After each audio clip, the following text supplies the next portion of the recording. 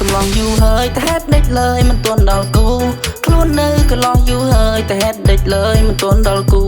ថាចាំយូរអើយសែនយូរឬមួយក៏គូខ្ញុំមិនទាន់កើតថាចាំយូរអើយសែនយូរឬមួយក៏គូខ្ញុំមិនទាន់កើតអីលើដល់ឆ្នាំថ្មីហើយសង្សារបងអើយមកដូចមេឃទៅអីលើដល់ឆ្នាំថ្មីហើយក៏ព្រេងបងអើយមកដូចមេឃទៅតើសឬមួយក៏ខ្មៅរូបរាងអូនយ៉ាងម៉េចទៅអូនសឬខ្មៅខ្ពស់ឬក៏ទៀមតើខ្ពស់ឬមួយក៏ទៀមអាយុឡើងសាំក្រាំងចង់ស្គាល់ណាស់រសជាតិស្នេហាតើមានរសជាតិយ៉ាងណាតើស្នេហារសជាតិយ៉ាងម៉េចប្រៃឬក៏ផ្អែមតើល្វីងឬមួយក៏ចន់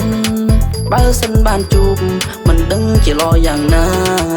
តែគិតទៅនៅម្នាក់ឯងវាស្រួលយ៉ាងដែរអត់បាច់ពីបើរឿងស្នេហ៍អត់ខ្វល់ទេរឿងស្នេហាពេលនៅម្នាក់ចឹងជាងចង់ទៅណាមកណាចង់ដើរភើស្រាក៏គ្មានអ្នកហាមឃាត់យើងដែរ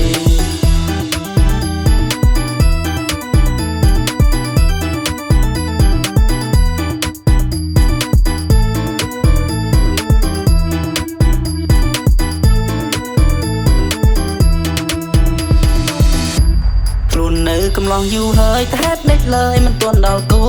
ខ្លួននៅកន្លោះយូរហើយតែហេតុដេចលើយមិនទាន់ដល់គូថាចាំយូរអើយសែនយូរឬមួយក៏គូខ្ញុំមិនទាន់កើតថាចាំយូរអើយសែនយូរឬមួយក៏គូខ្ញុំមិនទាន់កើតអីលើដល់ឆ្នាំថ្មីហើយសង្សារបងអើយមកដូចមេឃទៅ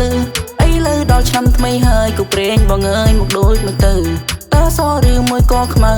រូបរាងអូនយ៉ាងម៉េចទៅអូនសឬខ្មៅខ្ពស់ឬក៏ទៀមតើខ្ពស់ឬមួយក៏ទៀម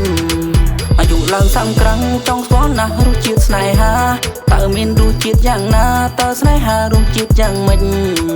ប្រៃឬក៏ផ្អែមតើល្វីងឬមួយក៏ចន់បើសិនបានជួបមិនដឹងជាល្អយ៉ាងណាតែគិតទៅនៅម្នាក់ឯងវាស្រួលយ៉ាងដែរអត់បាច់ពីបើរឿងស្នេហ៍អត់ខ្វល់ទេរឿងស្នេហាពេលនៅម្នាក់ចឹងជាងចង់ទៅណាមកណាចង់ដើរភើស្រាក៏គ្មានអ្នកហាមឃាត់យើងដែរ